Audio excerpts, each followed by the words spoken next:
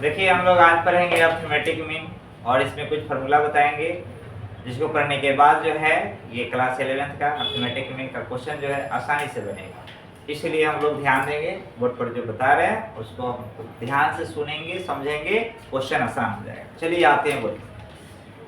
हम लोग पढ़ेंगे AM arithmetic mean. Arithmetic mean AM मतलब हुआ अर्थमेटिक मीन। तो इसमें हम लोग जानेंगे इफ 3 टर्म्स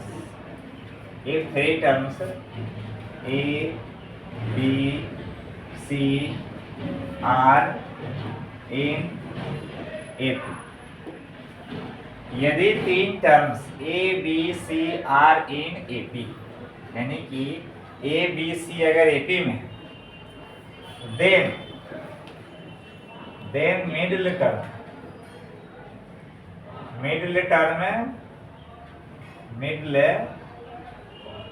टर्म बी, यहाँ पर जो ये बी है middle term, then middle term B is called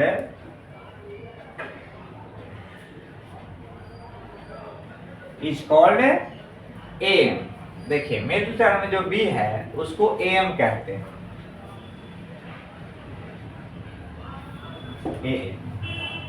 तो अब समझेंगे यहाँ पे क्या लिखे हम लोग, if 3 terms A B C are in AP, यदि 3 terms A B C AP में है, then middle term B is called M, यानी कि इसका ए बी सी का जो बीच वाला टर्म है उसको हम लोग एम कहते हैं। And A is the first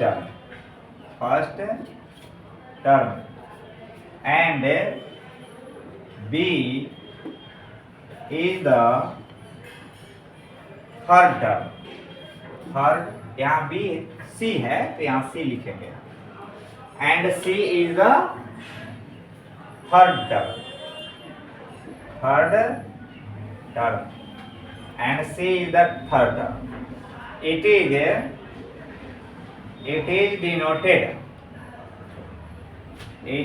denoted by A, इसको A से डिनोट करते हैं। तो यहाँ पर हम लोग देखें कि ए बी सी एपी में है, जो बीच वाला टर्म है उसको हम लोग मिडिल टर्म कहते हैं, देन मिडिल टर्म है बी इज कॉल्ड एम, उसको एम कहा जाता है।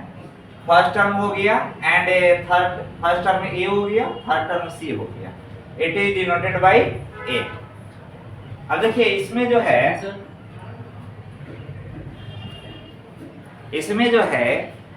हम लोग जैसे कुछ क्वेश्चन बनाएंगे, इस तरह का जब क्वेश्चन आएगा तो क्वेश्चन किस तरह के रहेगा, जैसे यहाँ पर हम लोग देखें क्वेश्चन रहेगा to find a single M between 2 numbers.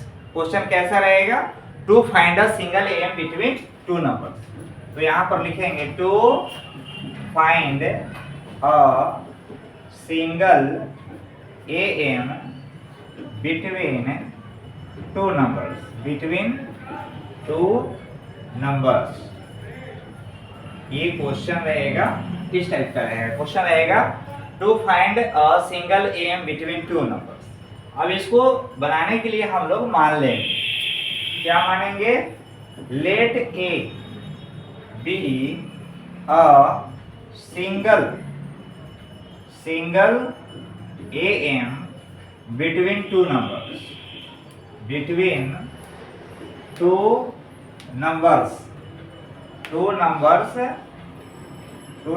A and B.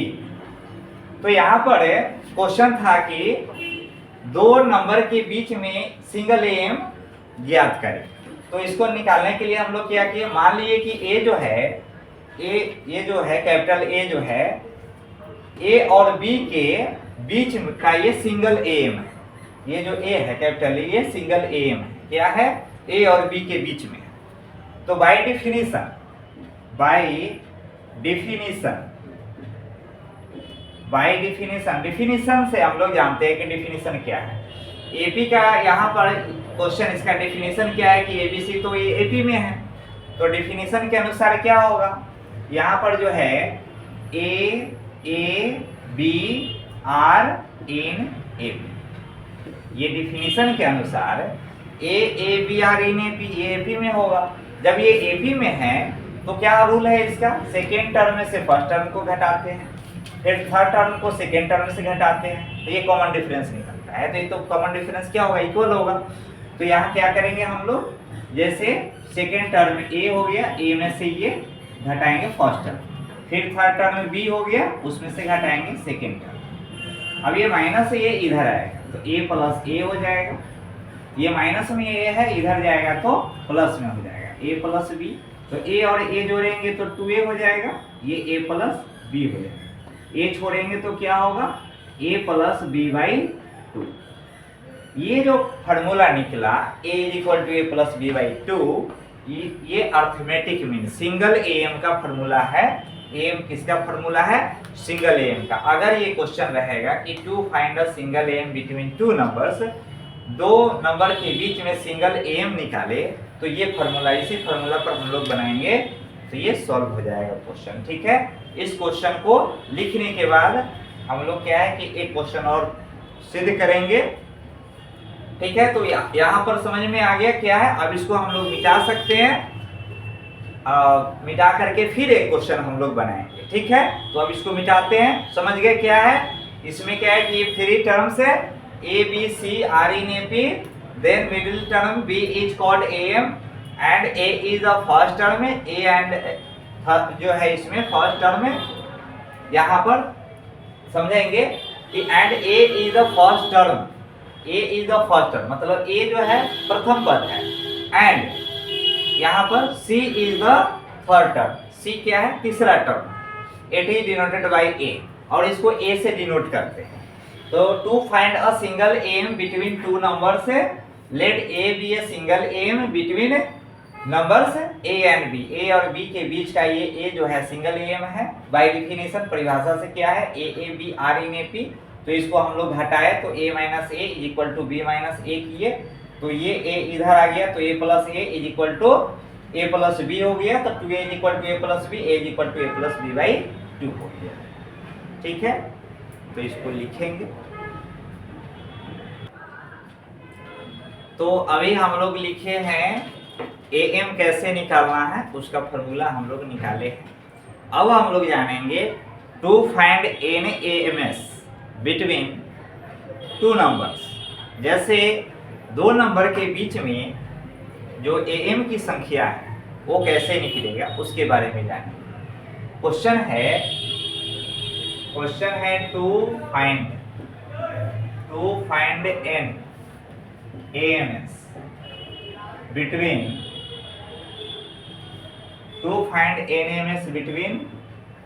two numbers A and B। ये जो है A और B के बीच में NAMS कितना, मतलब कि A और B है उसमें निकालना है कि अर्थमेटिक मीन की संख्या बताना है, n बताना। तो इसको जानने की, इसको जो है हम लोग लेट कर लेते हैं।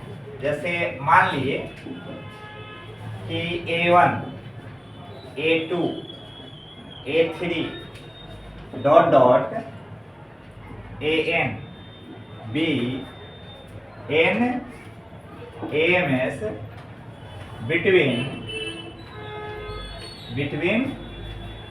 two numbers A and B। मान लिए हम लोग कि जो n जो है AMS की जो संख्या है, मान लिए कि जो n हम लोग माने हैं वो A1 A2 A3 dot dot AN जो है A और B के बीच में, मतलब दैट इज, इसका मतलब यह हुआ कि A और B के बीच में है का मतलब हुआ कि A शुरू में रहेगा और यहाँ से स्टार्ट होगा A1 फिर comma A2 comma A3 comma dot dot ये एन रहेगा कॉमा और फिर यहाँ पर ये बी लास्ट में रहेगा आर इन एपी तो ये एपी में। तो क्वेश्चन के अनुसार ये जो है इसके ए और बी के बीच में अर्थमेटिक मीन की संख्या बताना था, इसमें एन एम एस बताना था। तो हम लोग मान लिए कि A1 A2 A3 जो है ए और बी के बीच में, तो ये सबको बीच में बैठा दिए। अब जैसे यहाँ हम लोग जानेंगे कि total number of terms, total number of terms सब। तो टोटल नंबर ऑफ टर्म्स क्या है? पहला तो ये दो हम लोग जान रहे हैं, फर्स्ट टर्म ए है, लास्ट टर्म बी है, और बीच वाला संख्या कितना है? एन है। तो टोटल नंबर ऑफ टर्म्स कितना होगा? N plus 2। कितना होगा? एन प्लस 2, क्योंकि बीच वाला एन हो गया, ये फर्स्ट और लास्ट मिलाकर ये दो, तो टोटल नंबर ऑफ टर्म्स कितना होगा? एन प्लस 2 होगा। अब देखिए हियर यहाँ पर हम लोग जानेंगे कि total number of terms Tn plus 2। इसका लास्ट टर्म क्या है? b। हम लोग देख रहे हैं Tn प्लस 2, ये जो है लास्ट टर्म क्या है? b। तो इज इक्वल टू यहाँ पर b। और चूंकि Tn का फॉर्मूला हम लोग को पता है a plus n minus 1 into D, ये Tn का फॉर्मूला होता है। तो यहाँ पर जो है हम लोग इस फॉर्मूला पर इसको डालें तो क्या होगा? a प्लस फर्स्ट टर्म में a है, चलो a रहेगा, n की जगह पर n प्लस 2 होगा, minus 1 into d is equal to क्या होगा? b। ये जो है इस फॉर्मूला पर इसको हम लोग डाल दिए। तो ये प्लस में a है, उधर जाएगा तो क्या होगा? माइनस में हो जाएगा। तो ये n प्लस 2 में से गया 1 हो गया, n plus 1 into d is equal to a, इधर आएगा तो b माइनस a हो गया। जब d छोड़ेंगे तो ये बट्टा में चला जाएगा, d is equal to b minus a बट्टा n प्लस 1। ये d का वैल्यू निकल गया। अब जैसे निकालना रहेगा, यहाँ पर हम लोग देख लिए कि d निकल गया इसमें। अब a1 a2 a3 ये सब निकालना है, ठीक है। तो यहाँ पे फॉर्मूला होगा a1 is equal to a plus d होगा, a2 is equal to a plus 2d होगा। तो यहाँ पे अगर जगह नहीं है तो हम लोग यहाँ पर लिख सकते हैं। देखिए a1 is equal to a plus d, a2 is equal to a plus 2d, a3 is equal to a plus 3d, dot dot an is equal to a plus m। ये हो गया यहाँ पे a और b के बीच। यहाँ जो देखे a और b के बीच में जो ये अर्थमेटिक मीन है कितना निकलेगा, उसके लिए ये फॉर्मूला हो गया। ये a1 a2 a3 का ये सब a और b के बीच में ये निकालने का ये फॉर्मूला हो गया। अब जैसे इस पर एक क्वेश्चन हम लोग देखते हैं। क्वेश्चन इस तरह से रहेगा, टू फाइंड और inserted between two numbers 4 and 19। जैसे कह रहा है इसमें कि 4 और 19 के बीच, यहाँ पर दो संख्या है तो 4 और 19 के बीच में 4 जो है इसमें नंबर बताना है। 4 और 19 के बीच में जो है 4 नंबर बताना है। जैसे क्वेश्चन इस तरह का रहेगा। तो अब जैसे इसमें जो यहाँ पर ये जो दिया है 4, ये n का वैल्यू है 4 हो गया। ये जो दिया हुआ है a का वैल्यू है 4 हो गया। ये b का वैल्यू दिया हुआ है 19 दिया हुआ है। तो अब d का फॉर्मूला क्या होता है? d इज इक्वल टू होता है, जैसे d का फॉर्मूला यहाँ से निकला b माइनस a बटा n प्लस 1। तो यहाँ पर लिखेंगे b माइनस a बटा n प्लस 1।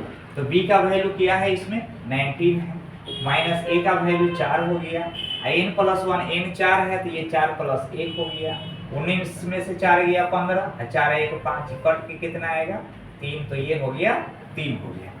अब जो है अब इसमें निकालना है a1 इज इक्वल टू क्या होता है? a plus D. तो a का वैल्यू इसमें 4 है तो ये 4 हो गया, प्लस d का वैल्यू 3 है तो 3 4 3 7 हो गया। A2 बराबर क्या हो गया, तो A का वैल्यू कितना है 4 है, आप प्लस यहाँ पर, क्योंकि यहाँ पर A2 जब लिखते हैं तो A प्लस 2D होता है, जैसे यहाँ लिखे A2 बराबर A प्लस 2D, तो A का वैल्यू यहाँ ये 4 हो गया, तो ये 4 लिखेंगे, प्लस 2 इंटू D का वैल्यू कितना आया है 3, तो ये 3 हो गया, 4 प्लस 2 3 6, 6 4 10 हो गया। उसी तरह से A3 निकालेंगे, तो A का वैल्यू 4 प्लस 3D होगा, A3 रखेंगे तो 3D, यानी 3 इंटू कितना होगा, D का वैल्यू क्या है 3 है, तो ये 3 हो गया, यानी कि 4 प्लस 9 कितना आएगा, 13 आ जाएगा। A4 4 तक जाना है, तो A4 बराबर 4 प्लस 3 इंटू यहाँ पर, यहाँ 4 है तो 4 रखेंगे, तो 4 इंटू क्या होगा 3 हो जाएगा, क्योंकि यहाँ पर A3 के बाद A प्लस 4D होगा, तो यहाँ A का वैल्यू 4 हो गया, ये 4D, D का वैल्यू 3, यानी कि 4 प्लस 12, 12 4 16 हो जाएगा। अब थोड़ा सा हम लोग देख लेते हैं कि यहाँ पे इंसर्टेड, यहाँ पे हम लोग एक बार चेक कर लेते हैं क्वेश्चन जो है, ये क्वेश्चन जो हम लोग लिखे हैं उसको हम लोग एक बार चेक कर लेते हैं, क्योंकि इसमें हम लोगों को फॉर अर्थमेटिक मीन्स जो हो गया, इंसर्ट 5 नंबर्स बिटवीन इंसर्टेड, हाँ बस यहाँ पर वही हुआ। तो जैसे क्वेश्चन और इसी आधार पर और भी सारा बनाने के लिए जब मिलेगा आपको, जैसे इंसर्ट 5 नंबर्स बिटवीन 11 एंड 29, ठीक है, such that the resulting sequence is an AP, तो जैसे ये बनाए हैं उसी तरह से ये क्वेश्चन भी बनेगा। इस पर आधारित और भी सारे क्वेश्चन हैं जो हम लोग आसानी से बना सकते हैं। तो इस फार्मूला को अच्छे से हम लोग क्या करेंगे, इसको दिमाग में रख लेंगे कि इसको बनाना कैसे है, और उसको हम लोग बनाएंगे, अच्छे तरीके से बनाएंगे। और भी सारा क्वेश्चन हम पढ़ते हैं, और भी क्वेश्चन जैसे पढ़कर बताते हैं कैसा क्वेश्चन इस पर रहेगा, आप जो बना सकते हैं अच्छे से। जैसे क्वेश्चन और भी सारा हम लोग देखेंगे, क्वेश्चन है जो आपको फार्मूला याद होने के बाद बनेगा। जैसे यहाँ पर हम लोग देखेंगे इंसर्ट 4, यहाँ पर देखेंगे insert 3 numbers between 3 and 19 such that the resulting sequence is an if, इस तरह से क्वेश्चन रहेगा। तो यहाँ पे हमने यहाँ पर जो है संक्षेप में हम लोग लिखे, तो क्वेश्चन जो है जैसे क्वेश्चन में किताब के अनुसार अगर आप देखेंगे तो ऐसे इस तरह से आप क्वेश्चन रहेगा, हम यहाँ पे लिख देते हैं, यही चीज क्वेश्चन किताब में इस तरह से रहेगा। इंसर्ट INSERT, इंसर्ट हम यहाँ पर 4 लिखे हैं, तो इंसर्ट 4 क्या हो गया, इंसर्ट 4 हो गया, insert 4 numbers, insert 4 numbers, insert 4 numbers between, insert 4 numbers between, यहाँ पर जैसे हम लोग 4 और 19 लिखे हैं, तो 4 and 19, 4 and 19, इंसर्ट 4 नंबर से बिटवीन 4 and 19, इस तरह से क्वेश्चन रहे। तो आपको बनाना है ऐसी, ठीक है। तो देखिए फार्मूला हम लोग जब इसको दिमाग में रखेंगे तो ये क्वेश्चन आसान हो गया, हम लोग इसको आसानी से सॉल्व करेंगे, ठीक है। इस फार्मूला को हम लोग क्या करेंगे, नोट करके और अच्छे से इसको फिर इस पर क्वेश्चन प्रैक्टिस करेंगे, क्वेश्चन जरूर बनेगा। आप इस पर प्रैक्टिस कीजिए, 100% बनेगा। ये अनुसार का मतलब जो है पूरा तरह से कंफर्म मतलब अनुसार आपको ये बता रहे हैं कि ये बनेगा, तो बनेगा, 100% बनेगा।